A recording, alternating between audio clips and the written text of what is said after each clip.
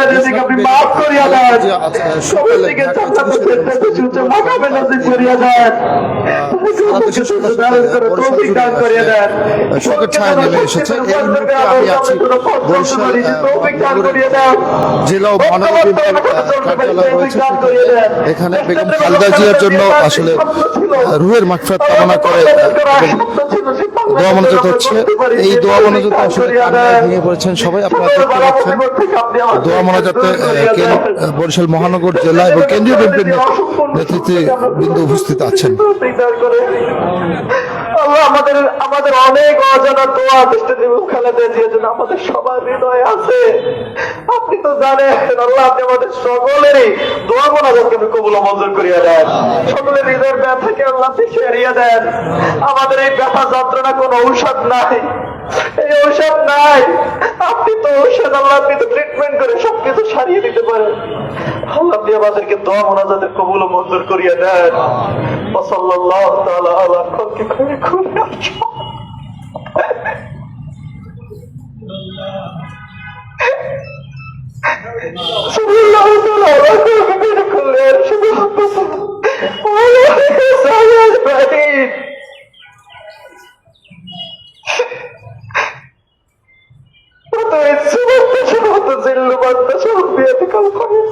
سبحان ربك رب العزة عما يصفون وسلام على المرسلين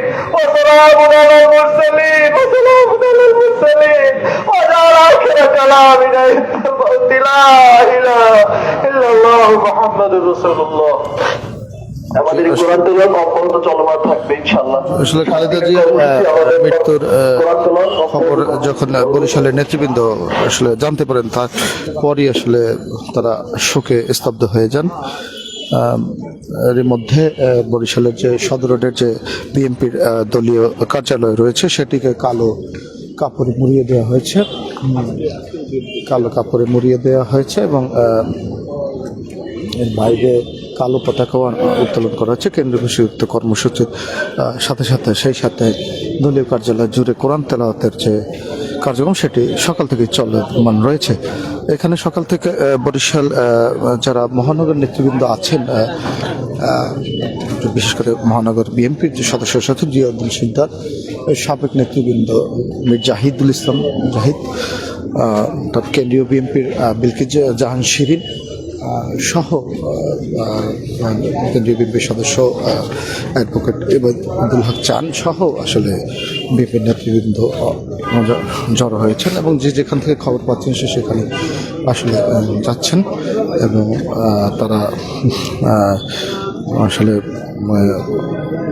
এখানে উপস্থিত হচ্ছেন এবং সময়ের সাথে সাথে তারা কান্নায় ভেঙে পড়ছেন। আমরা যদি একটু বেগম খালেদা জিয়ার গত 17 বছরে ঘনিষ্ঠভাবে খোঁজ খবর রেখেছেন এরকম একজন বিএনপি নেতার সাথে যদি কথা বলি, যে আসলে খবরটা কিভাবে পেলেন এবং আপনি তো দীর্ঘ ঘনিষ্ঠ ছিলেন, খবর কিভাবে পেলাম? খবর তো সারা বাংলাদেশের লোকেরাই তো অলরেডি জেনে গেছে যে খালেদা জিয়া আমাদের মাঝে নেই। কালকে রাতটাই তো জানাজানি হয়ে গেছে, তো সেভাবেই আমরা খবরটা পেলাম। আমরা এখানে আসলাম, আমাদের নেত্রীর জন্য দোয়া করলাম, আল্লাহ তাকে যেন জান্নাতুল ফেরদৌস দান করেন। আসলে তো তিনি আমাদের নেত্রী, তিনি আমাদের দলের নেত্রী না, তিনি দেশের জনগণের নেত্রী কিন্তু হয়ে গেছিলেন। তিনি শুধু বাংলাদেশেই নয়, এই এশিয়া মহাদেশে তিনি একজন আপসী নেত্রী হিসেবে তিনি স্বীকৃতি পেয়েছেন। যেই নেত্রী জিয়াউর রহমান মারা যাওয়ার পর যখন অবৈধ এরশাদ সরকার ক্ষমতা নিলেন, তখন তিনি ছিলেন গৃহিণী। সেই গৃহিণী থেকে তিনি রাজপথে আসলেন কর্মী হিসাবে প্রথম, পরবর্তীতে তিনি দলের চেয়ারপারসন হন। তারপর তার নেতৃত্বে এদেশের জনগণের গণতন্ত্রের অধিকার তিনি 90 সালে অভ্যুত্থানের মধ্যে দিয়ে তিনি আপোষহীন ভূমিকা রেখে বাংলাদেশের গণতন্ত্রকে উপহার দিয়েছিলেন।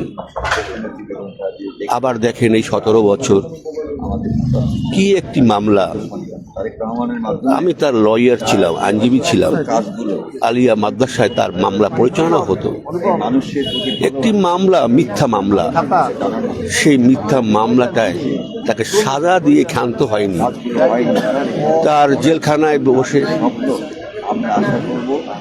মানসিকভাবে, শারীরিকভাবে তাকে এমনভাবে নির্যাতন করা হয়েছে, আমরা বাংলাদেশের জনগণ সন্দেহ করে যে ওই জেলখানায় তাকে পয়জনিং করা হয়েছে।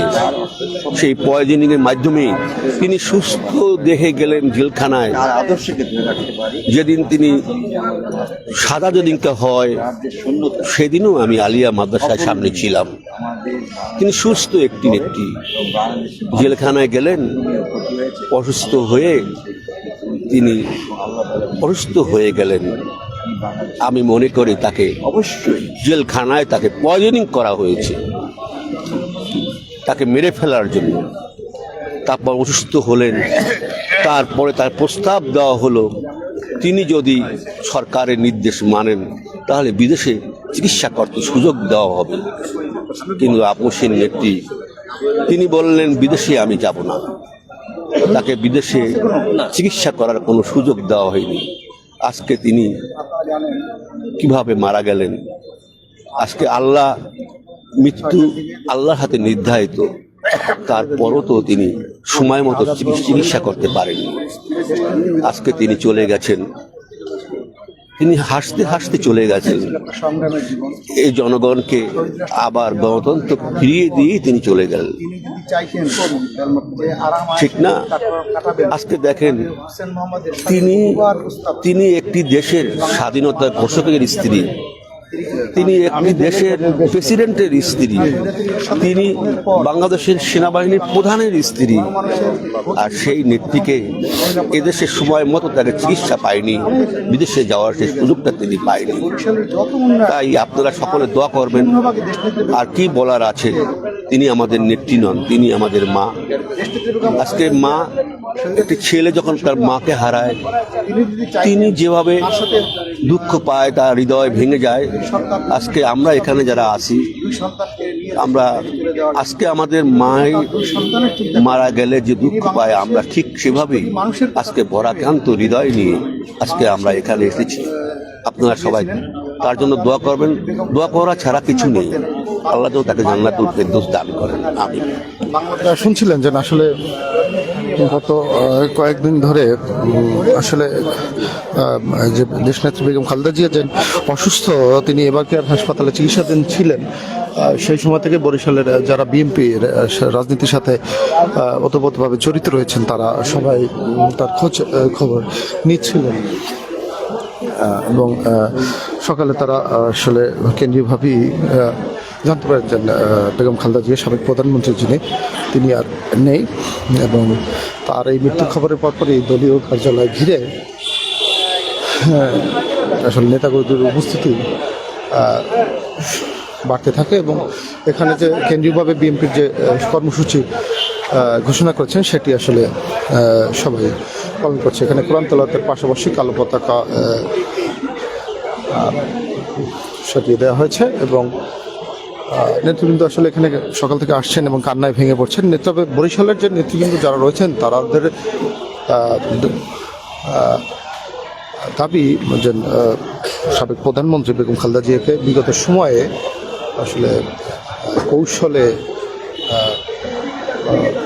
রাজনৈতিকভাবে তাকে আসলে কোণঠাসা করার জন্য কারাবরণ করানো হয়েছে এবং সেই কারাবরণের মধ্যেই তাকে আসলে অসুস্থ বানিয়ে মৃত্যুর দিকে ঠেলে দেওয়া হচ্ছে, যার দরুন তিনি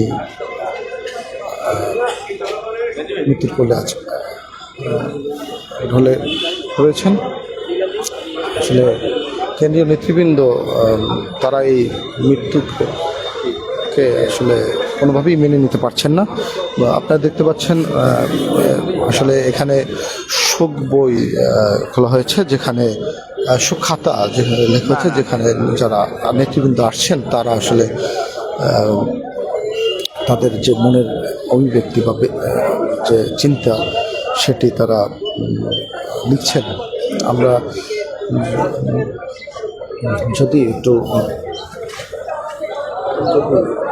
একটু একজন বরিশালের যে নেতা দীর্ঘদিন ধরে রাজনীতির সাথে সম্পৃক্ত, তার সাথে যদি একটু কথা বলি।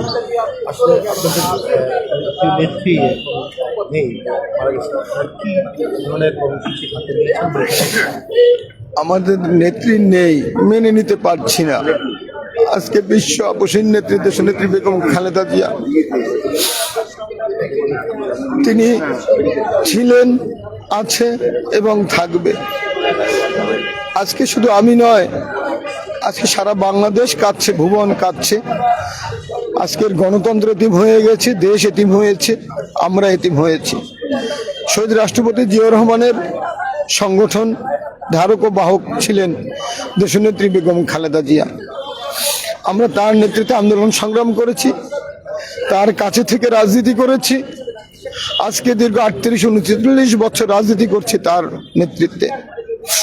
তিনি এই রাজনৈতিক জীবনে যা বলে গিয়েছেন, তার যে স্বপ্নগুলি ছিল 5ই আগস্টের পরে, তার যে স্বপ্ন এবং তার যে বক্তব্যগুলি ছিল, ইনশাআল্লাহ আমরা তারই সুযোগ্য সন্তান জনাব তারেক রহমানের নেতৃত্বে আমরা তার সাথে ঐক্যবদ্ধ হয়ে কাঁধে কাঁধ মিলিয়ে দেশনেত্রী বেগম খালেদা জিয়ার সকল স্বপ্ন ইনশাআল্লাহ আমরা পূরণ করার চেষ্টা করব।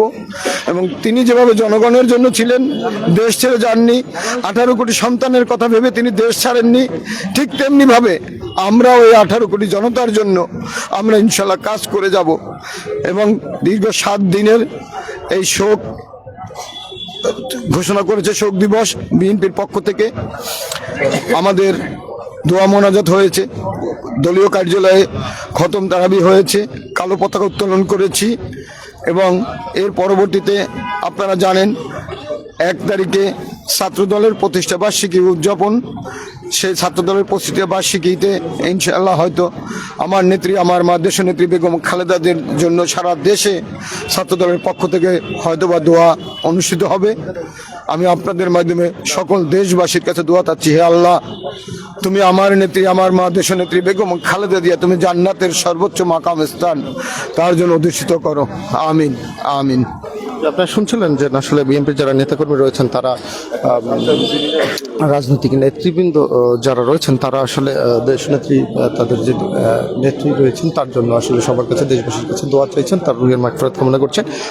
আমরা যতটুকু জানতে পেরেছি যে যারা বিএনপির নেতৃবৃন্দ আছেন তারা এখন দলীয় কার্যালয়ে অবস্থান নিল, বিকেল থেকে ঢাকামুখী হবেন তারা। এবং এর মধ্যে অনেক নেতা কর্মী যারা রয়েছেন তারা ঢাকায় মুখী হয়েছেন, ঢাকার দিকে চলে গেছেন দেশনেত্রীকে শেষ বিদায় বা বেগম খালেদা জিয়াকে যে জানাজার নামাজ অনুষ্ঠিত হবে সেখানে তারা উপস্থিত থাকার প্রত্যয় নিয়ে তারা ঢাকায় ছুটে যাচ্ছেন। এবং সবশেষ যারা থাকবেন তারাও আজকে দিনের মধ্যে আসলে ঢাকায় যাত্রা করবেন এবং সেখানে তারা জানাজার নামাজে অংশগ্রহণ করবেন।